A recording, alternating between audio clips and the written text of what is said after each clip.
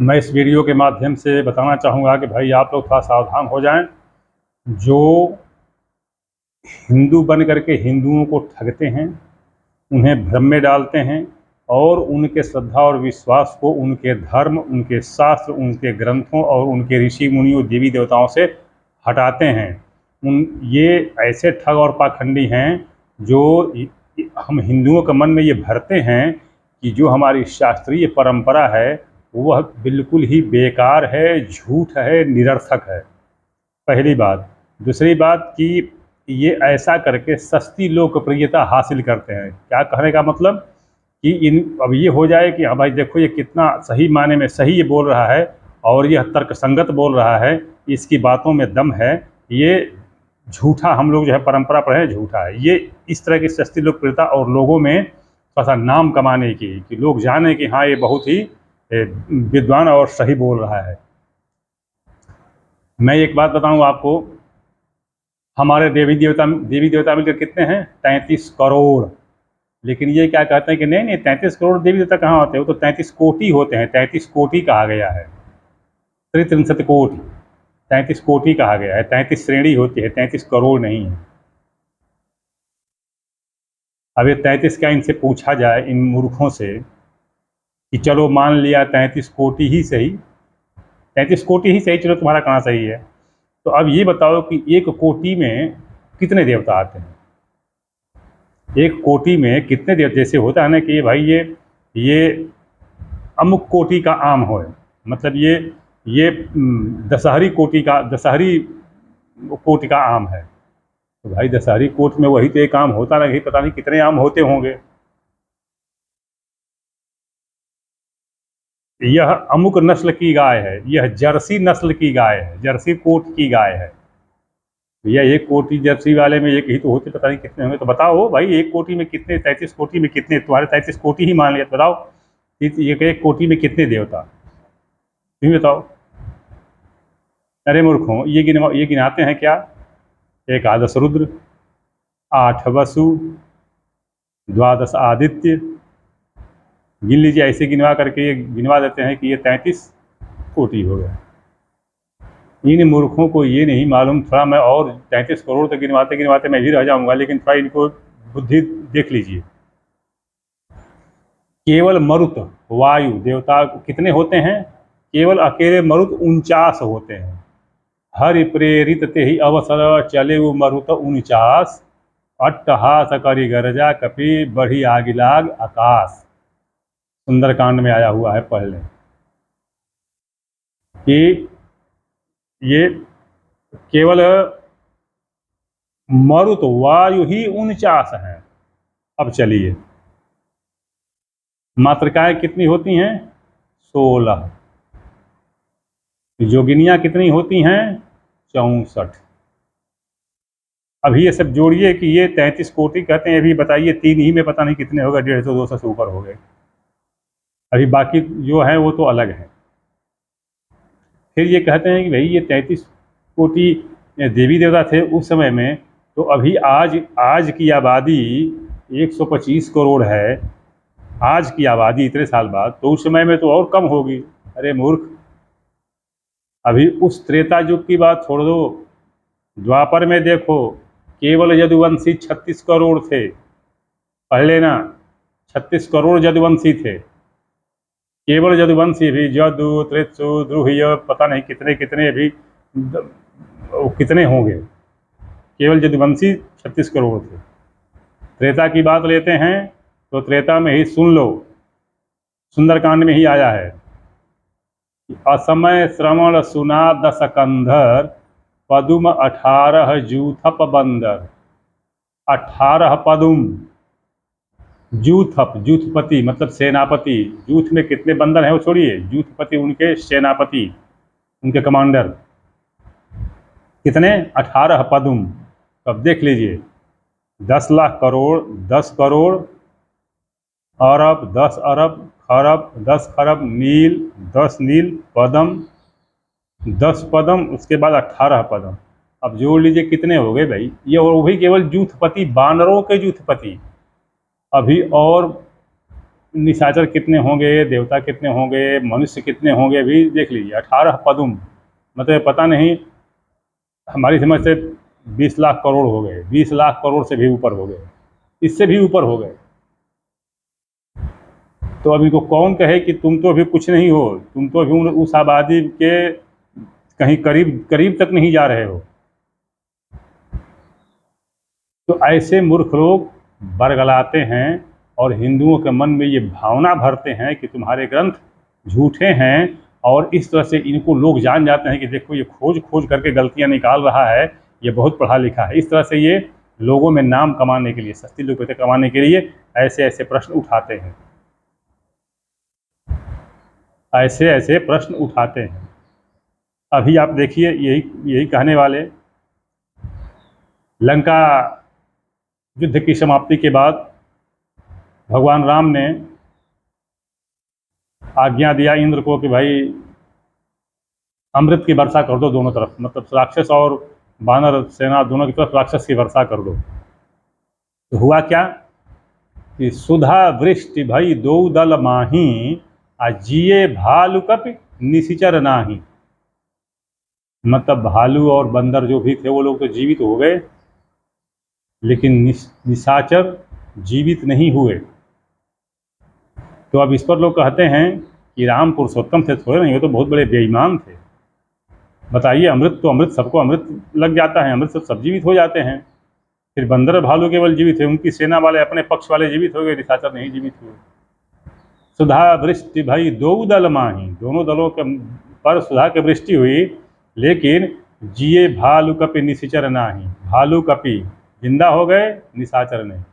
ये तो राम बड़े भाई बेईमान आदमी थे, ये भगवान कहाँ से, ये पुरुषोत्तम कहाँ से हुए, ये तो बहुत बड़े बेईमान थे, पक्षपात करने वाले थे बस। लेकिन इनको कुछ पता ही नहीं होता, और फिर भी ये बिच्छू का पता नहीं, सांप के बिल में हाथ लगा दिए, इनको कुछ पता नहीं है इसका। अरे मूर्ख, जब रावण मरा, भगवान राम ने मार दिया, तो रावण ने ललकार दिया, लक्ष्मण से बोला कि अरे लक्ष्मण, आखिरकार मैं जीत गया। लक्ष्मण बड़े गुस्सा हुए, बोले कि बहुत मूर्ख आदमी है भाई, इसके सारे परिवार कुल खानदान सबको मार डाले, इसको भी मार डाले, ये रणभूमि में गिर गया, फिर भी बोल रहा है कि मैं जीत गया, बहुत मुश्किल है। बोला करे दोस्त, अभी तो पृथ्वी पर मार दिया हूँ, पृथ्वी पर गिर पड़े हो, फिर भी बोले कहते हैं कि हाँ जीत गया। कैसे जीत गया? बोला कि देखो, मैं जब तक जीवित रहा तब तक तुमको लंका के द्वार में प्रवेश नहीं करने दिया, जीवित रहा तब तक प्रवेश नहीं करने दिया, लेकिन तुम दोनों भाई जीवित हो, मतलब विष्णु और शेष दोनों जीवित हो, और तुम्हारे जीते जी ही देखो मैं तुम्हारे बैकुंठ धाम में प्रवेश कर रहा हूं, तुमको अगर हिम्मत है, बल है तो रोक लो, मैं जा रहा हूं। लक्ष्मण चकित हो गए, भगवान राम हंसने लगे, बोले कि सही बात है, या तो बैकुंठ जा रहा है, हमारे धाम में जा रहा है, नहीं रोक सकते हैं। हनुमान जी बोले कि लक्ष्मण, हे भ्राता लक्ष्मण, जिसको भगवान ने स्वयं मारा है उसको मोक्ष की क्या जरूरत है, और वो तो बैकुंठ जाएगा ही जाएगा, उसको कौन रोक सकता है। अब ये बानर भालू में कौन बताए कि जिनको अंगद, नल, नील, मयांद, भगवान राम, लक्ष्मण, जिनको भगवान ने स्वयं मारा, उनको फिर इस दुनिया में आने की क्या जरूरत, क्या आवश्यकता? उनका तो मोक्ष हो गया, उनको तो सांसारिक बंधन से मुक्ति मिल गई, उनको क्यों जीवित होना है? तब जितने भी निशाचरों को मारे थे भगवान स्वयं मारे थे, उन लोग तो परम गति मिल गई थी, वो तो बैकुंठ लोग चले गए थे। लेकिन जिनको निशाचरों, कुलद्रोहियों ने मारा था, उनकी तो आत्मा अतृप्त अवस्था में भटक रही थी, उनको कहाँ जगह मिले? उनके शरीर पर अमृत पड़ते ही वो जीवित हो गए। लेकिन अब ये जो है धर्मद्रोही निशाचर, राहु केतु जैसे छिप छिप करके हिंदू का चोला पहन करके हिंदुओं का बदनाम करने के ये जो हैं ये ऐसे ही प्रश्न ढूंढ ढूंढ के निकालते हैं। तो मैं ये बता दूं कि हमारे देवी देवता 33 करोड़ हैं, 33 करोड़ हैं, 33 श्रेणी के नहीं हुए, 33 करोड़ हैं। ये कोटि मतलब करोड़ होता है, अब कोटि मतलब ये श्रेणी लगा लेते हैं, कोटि मतलब श्रेणी लगा लेते हैं, क्योंकि इनको समास, अलंकार, छेद, भाषा विज्ञान का कुछ ज्ञान नहीं है, इनको इसका इन सब का ज्ञान नहीं है। कैसे? देख लीजिए, रावण बाण छुआ नहीं चापा, हारे सकल भूप करिदापा। रावण और बाणासुर ने धनुष को छुआ तक नहीं, हारे सकल भूप करिदापा, गर्व कर करके आकर के छूने वाले सारे राजा लोग थक गए। भूप सहस्रदश एक ही बारा, एक बार में, एक दिन में भूप सहस्रदश 10,000 राजाओं ने कोशिश किया। लगे उठावन टरै न टारा, वो लोग उठाने लगे लेकिन फिर भी धनुष हिल नहीं सका। तो इसका अनर्थ कैसे करते हैं? कहते हैं एक बार में उस धनुष के पास 10,000 राजा कैसे इकट्ठा हुए? एक ही बार, माने एक ही बार में, एक ही बार नहीं लेते हैं कि एक ही दिन में ना, एक ही बार में। और कहते हैं कि ये तो सब झूठ फरेब है, मिथ्या है, पाखंड है, कपोल कल्पित घटना है, सब बता दिया गया है। एक ही बार में 10,000 राजा लोग कैसे लगाने लगेंगे, उठाने लगेंगे? एक कहाँ जगह मिलेगी? 10 राजाओं की कितनी लंबी पंक्ति लग जाएगी, वो तो जनकपुर से बाहर चले जाएंगे, लाइन ही बाहर चली जाएगी।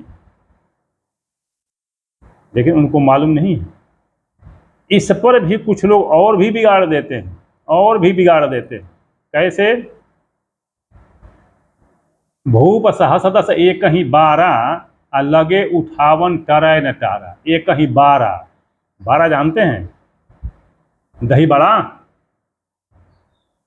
तो वो इतना बड़ा दही बड़ा था कि 10,000 राजा लोग उसको लगे उठाने, लेकिन वो हिला नहीं। अरे भाई, तो ये इतना बड़ा बारा कौन सी कड़ाही में बना था? वो इतनी बड़ी कड़ाही कहाँ से आई थी? हाँ, तो जन्म जन्म मुनि जतन कराही, जो मुनियों ने पता नहीं कितने कल्प कल्पांतर जन्म जन्म से उसको जतन करके रखा था, उसी कड़ाही में वो बना। चल भाई, मान लिया, तो उतनी बड़ी कड़ाही के लिए भैया तेल कहाँ से आया? उसको जलाने के लिए, उबालने के लिए कहाँ से वो उतना गैस सिलेंडर या वो लकड़ी और ईंधन आया जलाने के लिए? उसको बोलते कि जलाने की कोई ज़रूरत नहीं थी, वो तो बारिद तपत तेल जनु बरिसा, कुबलय विपिन कुंतबन सरिसा, बारिद तपत तेल जनु बरिसा।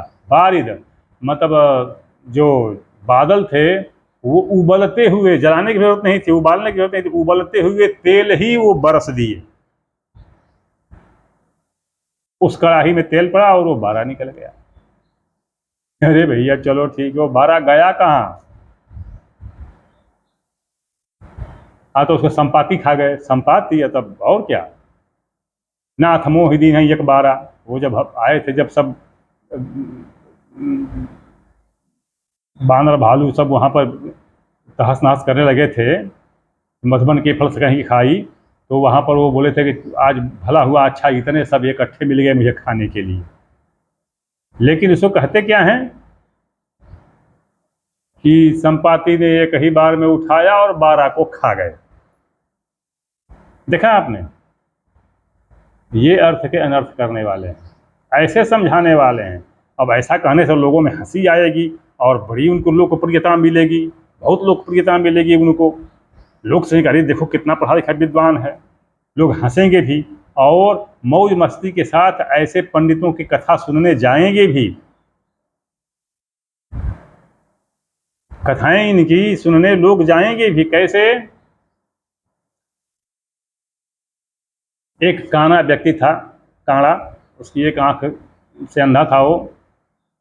बगल के किसी गांव में पंडित जी रामचरितमानस कह रहे थे। तो एक दिन उसकी बीवी ने कहा कि भैया ऐसा है, तुम भी जाओ थोड़ा कथा सुनो, पता नहीं कौन से पाप के कारण, दुष्कर्म के कारण भगवान ने तुम्हारे जन्म में एक आंख ले ली, तो कम से कम अब तो कथा सुन लो, अगला जन्म तो तुम्हारा कम से कम सुधर जाए। बड़ा करते करते 5-7 दिन बाद वो बेचारा गया वहाँ पर, कथा जहाँ हो रही थी, जाकर के बैठा तो वहाँ पर महात्म्य बता रहे थे पंडित जी, महात्म्य वाला प्रसंग चल रहा था कि राम कथा सुना ही नहीं काना, श्रवण रंध अहिभवन समाना, कि जो व्यक्ति कान से राम कथा नहीं सुना, राम की कथा नहीं सुना है, उसके श्रवण का छेद, कान का छेद जो है वो सांप के बिल के समान है। श्रवण रंध अहिभवन समान है, वो अहिभवन मतलब सांप का घर के समान हो जाएगा। जिसने राम की कथा नहीं सुनी उसके कान का छेद सांप के बिल के समान हो जाएगा। राम कथा सुना ही नहीं काना, श्रवण रंध अहिभवन समाना। लेकिन इस काना को क्या समझ में आया कि राम कथा सुना ही नहीं काना, जो काना होता है उसको राम की कथा नहीं सुननी चाहिए, नहीं तो श्रवण रंध अहिभवन समाना, नहीं तो उसके कान के छेद में सांप आकर के घुस कर रहने लगते हैं, क्योंकि उनका घर बन जाता है। बस भैया ये भाग करके आया और अपनी पत्नी को बताया कि तुमने तो कर दिया मेरा कल्याण। पंडित जी ने स्पष्ट बता दिया कि ये कान का छेद जो है तो ये सांप रहेंगे इसमें, अब बताओ भला, अच्छी कथा तुमने सुनवा दी, जो अच्छा खासा मेरा कान था तो इसमें सांप आकर रहने लगेंगे। पत्नी बड़ी आश्चर्यचकित हुई, बोली कि भाई बात क्या है, कौन सा तो प्रसंग उसने बताया कि ऐसे ऐसे है। बोले करे उसका मतलब ये नहीं होता है भाई, उसका मतलब होता है कि राम कथा सुना ही नहीं काना, जो कान से राम की कथा नहीं सुनता है उसका कान का छेद बेकार है, सांप के घर उसमें बन जाता है, उसमें सांप रहने लगते हैं। बहुत समझाते बुझाते 7-8 दिन बाद फिर उसने भेजा कि जाओ जाओ सुनो, ऐसी बात नहीं है। गया वहाँ पर, कथा तो पहुँच गई थी किष्किंधा कांड में, कथा पहुँच गई थी किष्किंधा कांड में। वहाँ पर अपना बाली को भगवान ने मार दिया है, तो बाली कह रहा है कि मैं बैरी सुग्रीव पियारा, अवगुण कौन नाथ मोहि मारा। हे प्रभु, सुग्रीव कैसे तुम्हारा प्यारा हो गया, मैं कैसे तुम्हारा बैरी हो गया, किस अवगुण के कारण हे भगवान आपने मुझे मारा। तो भगवान कहे कि बताओ, तुमने उसकी पत्नी तारा का अपहरण कर लिया, गिड़गिड़ाती रह गई, रोती रह गई, लेकिन तुम नहीं माने और उसकी बात पर ध्यान नहीं दिए।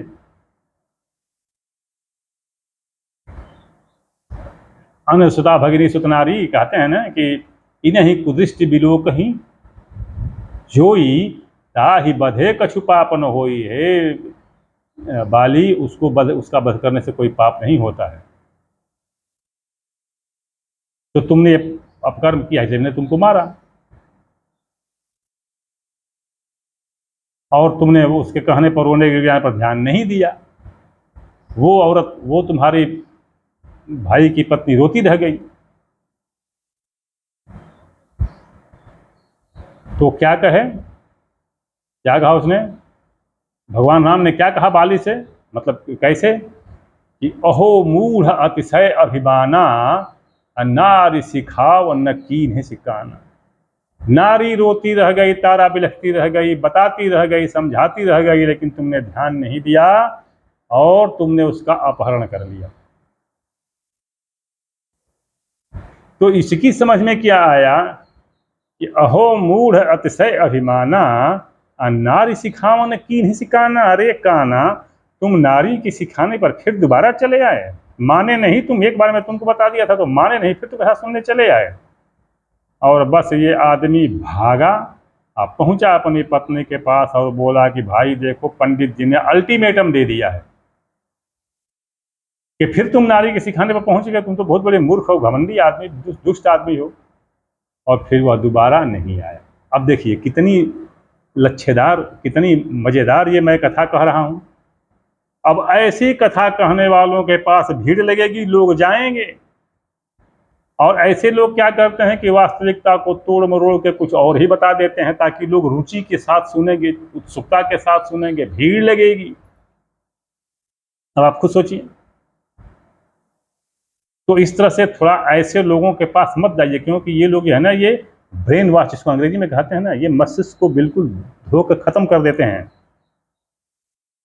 और ये ऐसी ऐसी कुंठाएं मन में भर देते हैं कि लोगों का विश्वास धर्म से हटने लगता है। आज तो वीडियो बहुत लंबी हो गई। 33 कोटि देवता मतलब 33 करोड़ देवता, और जो 33 कोटि कहता है उसे पूछना कि ठीक है भाई, मान लिया 33 कोटि होता है, तो अब बताओ एक कोटि में कितने देवता? वो तो कोटि है ना, श्रेणी है ना। तो बताओ उस एक कोटि में कितने देवता? तो 33 कोटि में कितने देवता हो जाएंगे बताओ? ये तो कोटि है। मैं आपको बता ही दिया कि 64 केवल जोगिनियाँ होती हैं, 16 मातृकाएं होती हैं, 49 वायु होते हैं। जोड़ लीजिए, यही कितने हो गए, बाकी छोड़िए। तो 33 कोटि कैसे हो गए 33? अस्त जो भी हो, वीडियो लंबा हो रहा है, आप लोग सावधान रहिएगा। माता रानी आपका कल्याण करें। ओम नमः शिवाय।